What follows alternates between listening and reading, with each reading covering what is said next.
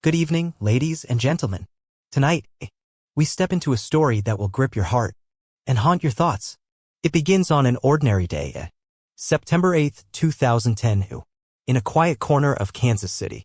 A day that dawned like any other, with the promise of routine, of coffee brewing, and meetings penciled into schedules. But beneath the calm, a shadow was stirring, a shadow that would shatter lives, test the bonds of family, and leave us all asking, why? This is the tale of Marty Hill, a woman of strength, of kindness, whose world was torn apart in an instant. A tale of betrayal, of survival, and the relentless pursuit of justice. So take a deep breath, prepare yourselves, because what you're about to hear is no mere story. It's a journey, raw, real, and unforgettable. Let's begin. The day that changed everything. September 8th, 2010. A Wednesday. Just another ordinary day, or so it seemed.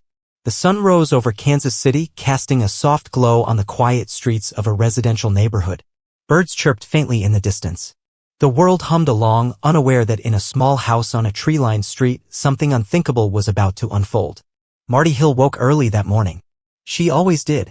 A petite woman, barely 97 pounds, soaking wet as her friends would say, but a dynamo, a bundle of energy wrapped in a warm smile.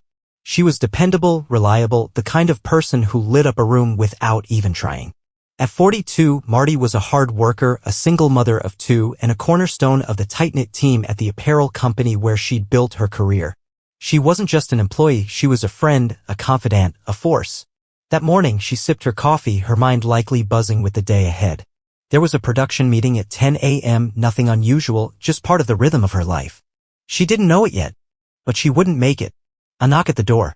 The clock ticked closer to 8 a.m. Marty moved through her morning routine, tidying the kitchen, grabbing her purse, maybe glancing at the basement stairs where she'd been meaning to organize some old boxes. The house was quiet, her kids already off on their own paths. Stephen, her protective son, living in Houston, Mackenzie, her spirited teenage daughter, likely at school or with friends. Then, a knock. Sharp, unexpected. Marty paused, her brow furrowing. She crossed to the window, peering through the blinds. There he was. Brian Pennington. 26 years old, lean, with a mop of dark hair and a face that didn't betray much.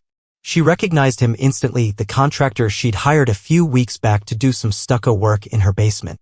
Her mother had recommended him. He's a hard worker, she'd said. A family man. Did a great job at my place.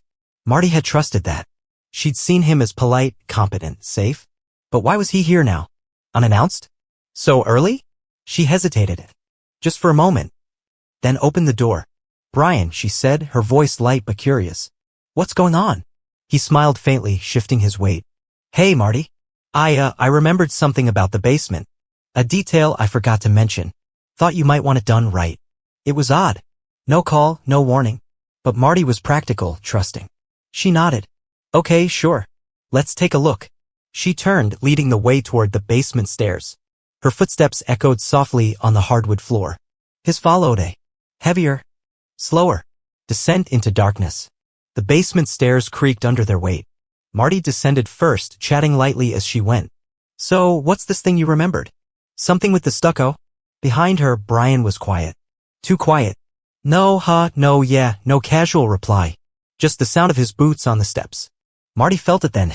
A prickle. An instinct. Something wasn't right. She was 2 steps from the bottom when it happened. A hand. Strong, unyielding. Clamped around her throat. Her breath caught. What are you doing? She gasped, her voice high, panicked. Silence. No answer. Just pressure. Tightening. Crushing. She clawed at his grip, her small frame twisting against his strength. Brian, what? Stop. Her words faded. Softened. Then vanished as her voice gave out. The world blurred. Her legs buckled. Darkness swallowed her. A morning unravels. Back at the office, the clock struck 10 a.m. The production meeting began. But Marty's chair was empty. Her coworkers exchanged glances. Where's Marty? Someone asked, their tone light at first. She's never late, another said, frowning. This isn't like her. Marty was the heartbeat of the team, outgoing, fun, always pushing to make things better. Her absence was a crack in the routine, a ripple of unease. Her friend and colleague, Lisa, tapped out a quick text. Hey, you okay? Where are you? No reply. Minutes ticked by. Lisa called her. Once. Twice. Straight to voicemail. That's not right, Lisa muttered, her stomach tightening. Marty always picks up. By 11 o'clock, the unease had thickened into worry. Tears pricked at Lisa's eyes as she turned to the group. What do we do?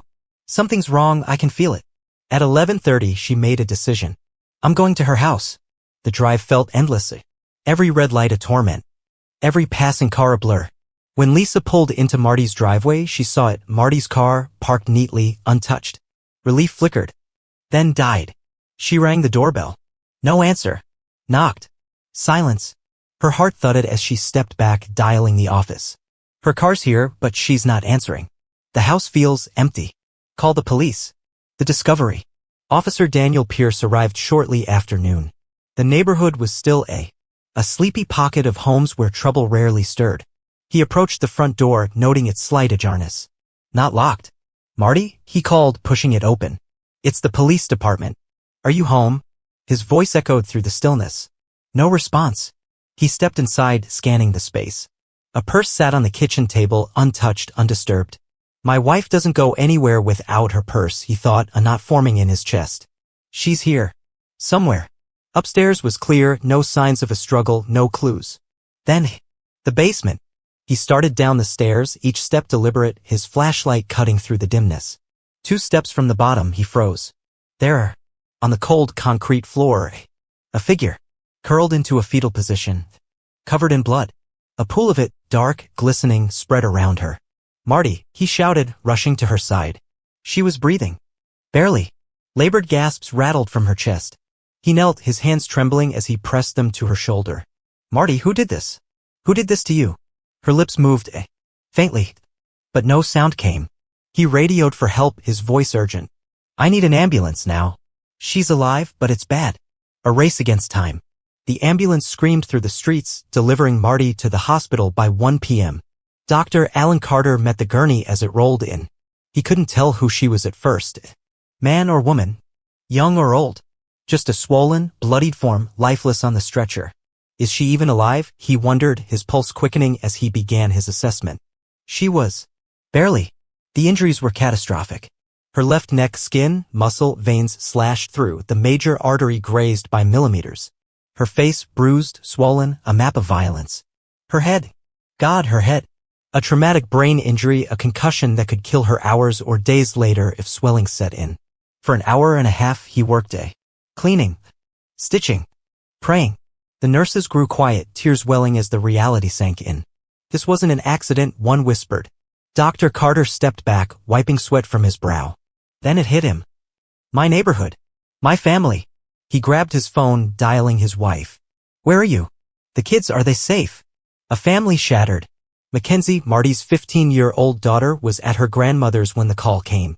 Her grandma's face paled as she hung up. We need to go to the hospital. It's your mom.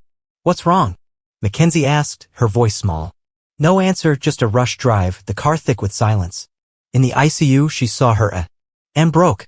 I didn't recognize her, she'd say later, tears choking her words. Her eyes swollen shut. Her head 3 times its size. Her hands, those were the only things I knew were hers. She collapsed beside the bed, sobbing. Mom, I'm sorry. For every sassy word, every fight. I'll never be mean to you again. Stephen, her older brother, arrived from Houston that night. Anger burned in his chest. Fierce, protective. Who did this? He demanded, his voice raw. Who could hurt her like this? Their grandmother, Marty's mother, stood frozen, staring at her daughter's broken body. How could anyone do this to my girl? She whispered. She's so good, so kind. The investigation begins. Detective Mark Reynolds took the case that afternoon. He met Marty's mother at the hospital, her eyes red-rimmed but determined. Anyone who'd want to hurt her? He asked gently. She shook her head. No one. She's a workaholic, always at the office or home. She wasn't dating. The only one she talked to regularly was her ex-husband, Steve Hill. Steve? They're on good terms. He'd never hurt her. Reynolds nodded, jotting it down. At Marty's house, the scene told a story. No forced entry. No theft. Her purse untouched. Her clothes intact, no sign of sexual assault. Whoever did this knew her, trusted her enough to get inside. That night, Reynolds and his partner visited Steve Hill. He opened the door, weary but cooperative. I was at work all day, he said, recounting his alibi. Marty and we had rough patches, sure. But I love her. I'd never hurt her. I want to know who did this as much as you do. His sincerity rang true. Steve wasn't their guy. A lead emerges. Days passed. Marty clinging to life. The investigation stalling. Then a breakthrough. Marty's mother called Reynolds. There was a contractor, B&J Construction. They worked at my house and I referred them to Marty. The supervisor, Brian Pennington. Nice guy, hard worker. Reynolds tracked him down. 26. Living in Leeton, Missouri, an hour and a half away. That night, September 9th, he and his partner pulled up to Brian's secluded house. Dark, quiet, too quiet. Brian answered the knock, polite, calm. Yeah, I worked at Marty's place. 3 or 4 days back in August. What do you think about her attack? Reynolds asked, watching his face. She's a decent lady. I don't know what to think. Scratches marred his left cheek. Fresh. Red. Where'd those come from? My pit bull, Brian said quickly. Jumped on me yesterday. Reynolds didn't buy it. Dog scratches didn't look like that. Too neat, too deliberate. He pressed further. Did you attack her? No, Brian insisted. I couldn't even get to Kansas City. No gas money. His wife, Jessica, backed him up. He's been here with me night and day. Couldn't have done it. But her eyes darted, her voice too eager. She was young, 20, with 2 kids, desperate to protect her husband. Reynolds wasn't convinced. Evidence mounts. I need to see your clothes, Reynolds said, keeping his tone casual. Brian shrugged. Go ahead. In the bathroom hamper, Reynolds found them. Jeans, buried near the bottom, stained red from the knees down. What's this? He asked, holding them up. Grease, Brian said. Too fast. Not blood. Reynolds stayed calm, friendly. Mind if I take these? Brian signed the consent form, jeans, shoes, DNA swabs, even photos of his scratches. Too cooperative. Too confident. At the crime lab that night, the test came back. Human blood. Whose? They'd need days to confirm. But Reynolds felt it in his gut. They were closing in. Marty speaks. Saturday, September 11th. 3 days after the attack. Marty stirred in her hospital bed. Her swollen face a mask of pain. Her first word. Brian. Her mother and daughter were there, holding their breath. Who did this? They asked. Brian. She rasped again, memory flooding back. She recounted it. The knock. The basement. His hands on her throat. The silence as she blacked out. I knew it was him, she whispered. No doubt. Monday, September 13th. The lab called. The blood on Brian's jeans? Marty's. Reynolds secured an arrest warrant. They found Brian driving with Jessica, laid back in the passenger seat, cool as ever. Cuffed him. No fight, no emotion, just a blank stare. Justice in motion. The preliminary hearing loomed. Marty, still fragile, faced Brian in court. He stared straight ahead until she walked in. His eyes flicked to her wide, like he'd seen a ghost. She testified, slowly, steadily, pointing him out as her attacker. Jessica crumbled too, admitting her lie. He wasn't home. He's hurt me before. I was scared. The judge bound Brian over for trial. Months later, a plea, 28.5 years. A sentencing, Marty stood tall. Why, Brian? I was nothing but nice to you. He said nothing. The gavel fell.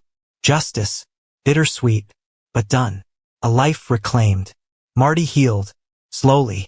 Scars lingered. On her neck. In her mind. Her kids grew stronger, her coworkers her angels. Brian Pennington faded into prison walls. His motive a mystery locked within. Marty kicked on. Kickboxing. Living. A hero in her own story. Why? She still wonders. Maybe one day, she'll know.